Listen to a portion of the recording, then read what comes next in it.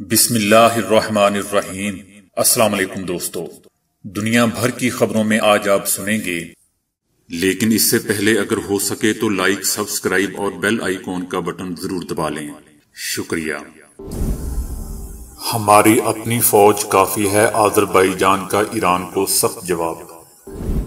بھارتی نائب صدر اروناچل پردیش کے دورے سے باز رہے، چائنا کی وارننگ۔ بھوک اور افلاس پر عالمی رپورٹ جاری، انڈیا میں غربت پاکستان سے زیادہ۔ افغانستان میں نماز جمعہ کے دوران مسجد میں ایک اور دھماکہ۔ سابق امریکی صدر بل کلنٹن کیلیفورنیا کے ہاسپٹل میں داخل۔ روسی صدر پوٹن کی امریکی ڈالر کو خیر بات کہنے کی دھمکی۔ ہم 36 لاکھ شامیوں کی میزبانی کر رہے ہیں، افغانی پناہ گزینوں کے لیے گنجائش نہیں، صدر رجب طیب اردوان۔ 2050 تک نابینا افراد کی تعداد 115 ملین ہو جائے گی، ماہرین۔ مسوڑوں اور ناک سے اچانک خون بہہ جانا کہیں ڈینگی تو نہیں؟ تو آئیے چلتے ہیں اب خبروں کی تفصیل کی جانب۔ آذربائیجان نے ایران کے اس الزام کو بے بنیاد قرار دے دیا ہے جس میں ایران نے کہا تھا کہ آذربائیجان متنازع علاقے میں جنگجو اور تخریب کار جمع کر رہا ہے۔ ایران نے آذربائیجان پر الزام عائد کیا تھا کہ گزشتہ موسم خزاں میں لڑائی کے دوران قارا باغ علاقے میں اس کی طرف سے کرائے کے فوجی اور تخریب کار لائے گئے تھے۔ آذربائیجان کے صدر نے کہا ہے کہ انہیں کرائے کے فوجیوں کی ضرورت نہیں ہے کیونکہ ان کی اپنی 1 لاکھ سے زیادہ آرمی موجود ہے۔ آذربائیجان نے ایران پر سخت تنقید کرتے ہوئے ان سے مطالبہ کیا کہ وہ آذربائیجان کے خلاف بے جا الزام تراشی اور بہتان لگانے کا سلسلہ بند کرے۔ یہ بے بنیاد الزامات آذربائیجان کی سرزمین میں ایرانی ٹرکوں کو غیر قانونی داخلے کو روکنے اور آذربائیجان کی اپنی اراضی قبضے سے چھڑانے کی وجہ سے عائد کیے جا رہے ہیں۔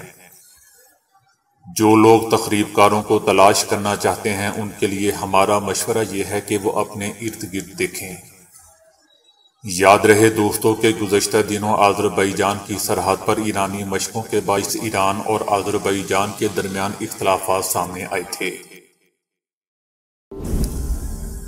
چائنا نے بھارتی نائب صدر کے اروناچل پردیش کے دورے پر کڑی تنقید کرتے ہوئے کہا ہے کہ غیر قانونی طور پر قائم کی گئی اس ریاست میں بھارتی رہنماؤں کے دوروں سے دونوں ممالک کے باہمی تعلقات متاثر ہو سکتے ہیں، لہذا بھارت کو ایسے اقدامات سے گریز کرنا چاہیے۔ چائنا اس دورے کی شدید مخالفت کرتے ہوئے بھارت سے درخواست کرتا ہے کہ وہ چین کے خدشات کا احترام کرے اور کوئی بھی ایسا قدم نہ اٹھائے جس سے سرحدی مسئلہ پیچیدہ اور باہمی اعتماد دو طرفہ تعلقات کو نقصان پہنچے۔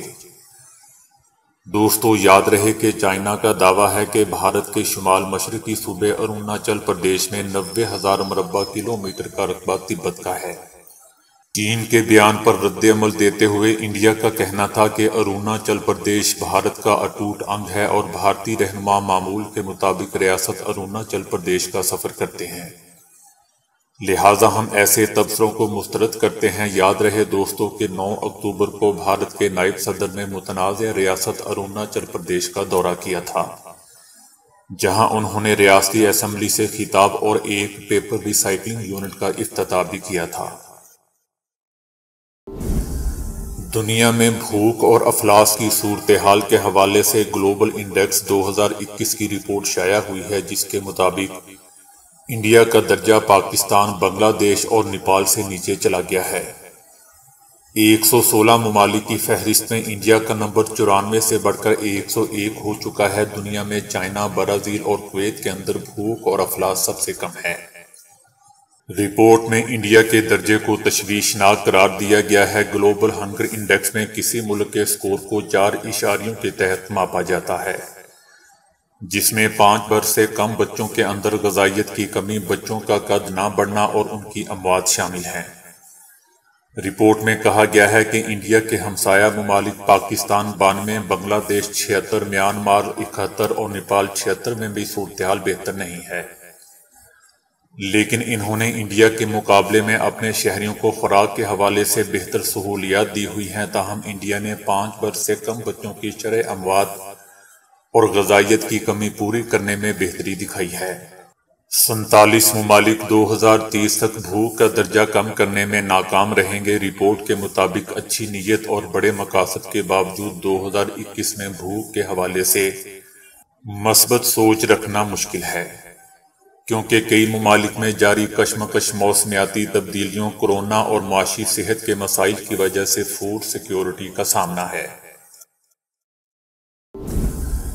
افغانستان میں نماز جمعہ کے دوران ایک زوردار دھماکہ ہوا ہے، جس کے نتیجے میں 7 افراد جاں بحق اور متعدد زخمی ہو گئے ہیں۔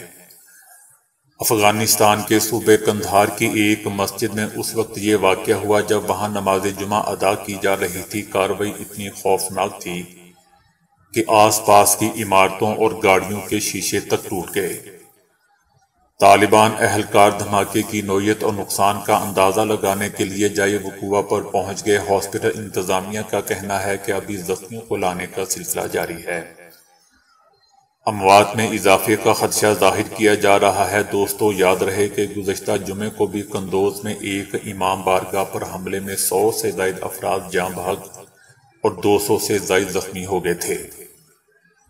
دوسری طرف افغانستان کی سابق حکومتی فورسز اور طالبان کے درمیان جھڑپوں کے نتیجے میں درجنوں سرکاری گاڑیاں خاص طور پر بغلان میں تباہ ہو گئیں یا ان میں آگ لگ گئی تھی۔ ان گاڑیوں کی بوسیدہ باقیات تقریباً 2 ماہ سے بغلان کی شاہراہوں کے ارد گرد پڑی ہیں، لیکن اب بغلان میں طالبان اصلاحاتی کمیشن نے ان کو جمع کرنے کے لیے ایک ٹیم تشکیل دی ہے۔ ٹیم کو یہ ذمہ داری دی گئی ہے کہ وہ تباہ شدہ تمام گاڑیاں اکٹھی کرے اور انہیں ایک مخصوص جگہ پر منتقل کر دے۔ ان تمام گاڑیوں کی مرمت کی جائے گی۔ تمام فوجی ساز و سامان اکٹھا کیا جا رہا ہے اور جنہوں نے اسے چوری کیا تھا انہیں گرفتار بھی کیا جا رہا ہے۔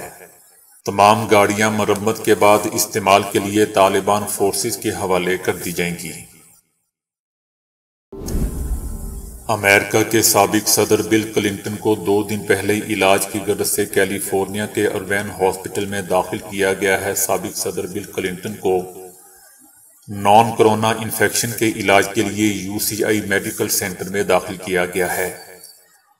امریکی نشریاتی ادارے CNN نے اپنی رپورٹ میں بتایا ہے کہ سابق صدر کا یونیورسٹی آف کیلیفورنیا اروین کے میڈیکل سینٹر میں علاج کرنے والے ڈاکٹرز کے مطابق کلنٹن کو انتہائی نگہداشت کے یونٹ میں رکھا گیا ہے تاکہ انہیں پرائیویسی مل سکے۔ وہ وینٹی لیٹر پر نہیں ہیں۔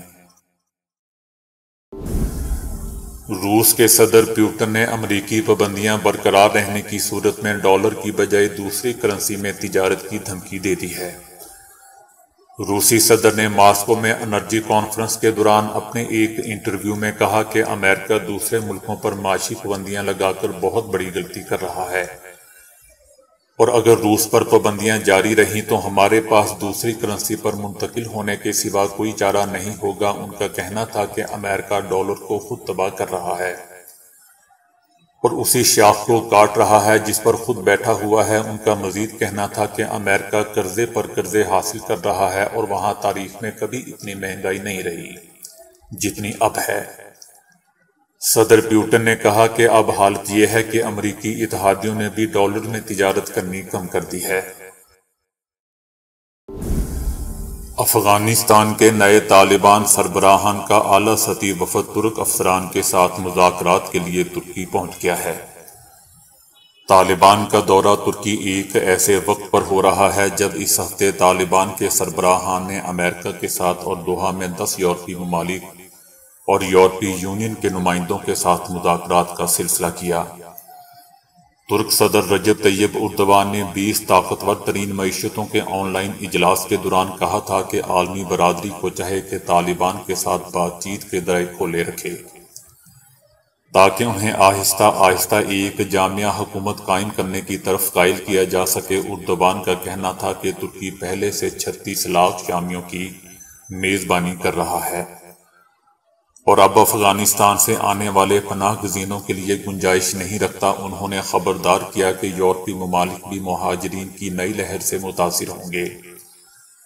طالبان کا کہنا تھا کہ انہیں بین الاقوامی سطح پر شناخت چاہیے۔ طالبان نے خبردار کیا کہ ان کی حکومت کو کمزور کیا جائے گا تو اسے سیکیورٹی معاملات اثر انداز ہوں گے۔ جس کے نتیجے میں افغانستان پناہ گزینوں کی مزید بڑی تعداد نکلے گی۔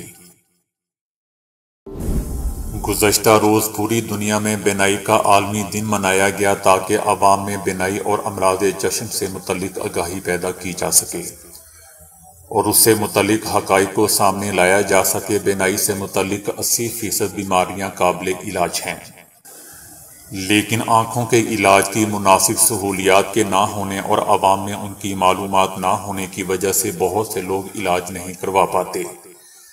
نتیجتاً ان میں نابینا پن ایک مستقل معذوری کی شکل اختیار کر لیتا ہے۔ پوری دنیا میں اس وقت 2.2 ارب سے زیادہ افراد آنکھوں کی بیماریوں میں مبتلا ہیں۔ متاثرہ افراد میں سے 50% کا مرض قابل علاج ہے۔ اگر مناسب اقدامات نہ کیے گئے تو پوری دنیا میں نابینا افراد کی تعداد 2050 تک 11.50 کروڑ کا حصہ عبور کر جائے گی، جو موجودہ تعداد کے مقابلے میں تقریباً 3 گنا ہوگی۔ خواتین میں موتیے کی بیماری کی شرح مردوں کی نسبت 63% زیادہ ہے۔ نابینا پن 75% تک قابل علاج ہے، بشرطے کہ اس کی بروقت تشخیص اور علاج کروا لیا جائے۔ دوستو، ڈینگی بخار سے مراد وہ بیماری ہے جو کہ 4 اقسام کے ڈینگی وائرس کے سبب پھیلتی ہے اور یہ ایک خاص قسم کے مچھر کے کاٹنے سے پھیلتا ہے۔ اگر کوئی انسان کسی ایک قسم کے ڈینگی کا شکار ہو جائے تو اس کے جسم کے اندر اسے لڑنے کی طاقت پیدا ہو جاتی ہے اور وہ دوبارہ اس ڈینگی کا شکار نہیں ہو سکتا۔ مگر اس کا قطعی یہ مطلب نہیں ہے کہ اس انسان کو دوبارہ ڈینگی بخار نہیں ہو سکتا، کیونکہ ممکن ہے کہ اگلی بار ڈینگی وائرس کی دوسری قسم کا شکار ہو جائے۔ حالیہ دنوں میں ملک بھر میں ایک بار پھر سے ڈینگی وائرس کے پھیلاؤ میں تیزی سے اضافہ دیکھنے میں آ رہا ہے، مگر اس حوالے سے یہ امر قابل ذکر ہے کہ یہ چھوت چھات والی بیماری نہیں ہے اور ایک فرد سے دوسرے فرد کو منتقل نہیں ہوتی۔ تاہم ماں کے خون سے یہ پیدا ہونے والے بچے کو ضرور منتقل ہو سکتی ہے۔ اس کی علامات فوری ظاہر نہیں ہوتی ہیں، بلکہ ان علامات کے ظاہر ہونے میں 4 سے 10 دن لگ سکتے ہیں۔ اگر اس کی علامات میں شدت نہ ہو تو لوگ ڈینگی بخار کو نزلہ زکام کے سبب ہونے والے بخار بھی قرار دے دیتے ہیں۔ کم عمر افراد میں ان کی علامات بہت شدت سے ظاہر نہیں ہوتی، مگر بڑی عمر کے افراد میں یہ علامات بہت شدت سے ظاہر ہو سکتی ہیں، جو ایک ہفتے میں بخار کے ساتھ کچھ دیگر علامات کی صورت میں بھی ظاہر ہو سکتی ہیں۔ مثلاً بہت تیز بخار جو 105 تک ہو سکتا ہے، شدید سر درد، گلے کے غدود کا سوج جانا، جوڑوں اور پٹھوں میں شدید درد۔ بخار کے ایک ہفتے کے اندر جلد پر سرخ دھبے اور کھجلی۔ اگر ڈینگی بخار کی شدت بہت زیادہ ہو تو اس صورت میں جن علامات کا سامنا کرنا پڑ سکتا ہے اس میں پیٹ میں درد اور پیٹ کے پٹھوں میں کھچاؤ، 24 گھنٹوں میں 2 سے 3 بار مسوڑوں اور ناک سے خون کا نکلنا، بے چینی وغیرہ۔ عام طور پر کسی بھی بخار کی صورت میں سیلف میڈیکیشن یعنی ڈاکٹر کے مشورے کے بغیر خود گھر میں کوئی دوائی لے لینا بہت بڑی غلطی ہوتی ہے۔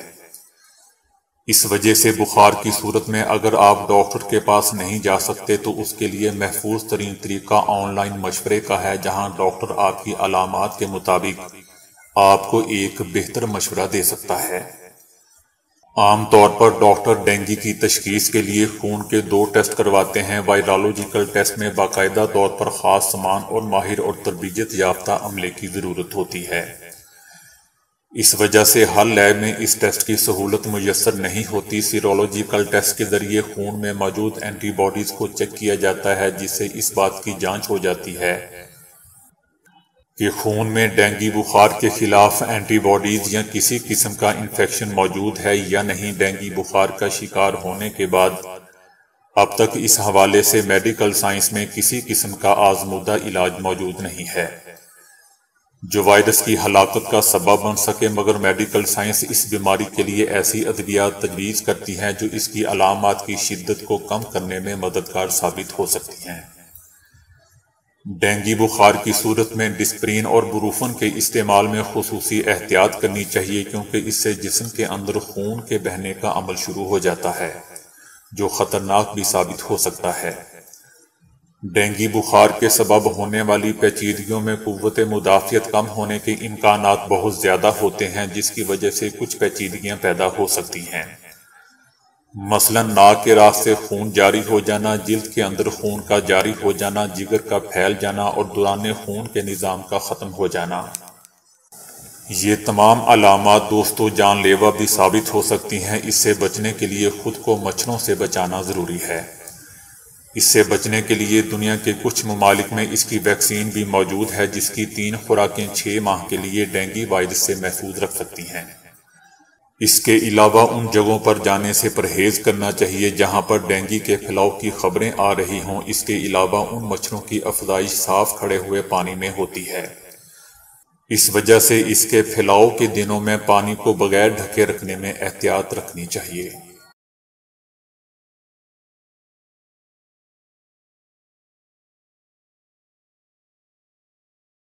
تو دوستو ابھی کے لیے اتنا ہی۔ ویڈیو کو لائک اور شیئر کرنے کا بہت بہت شکریہ۔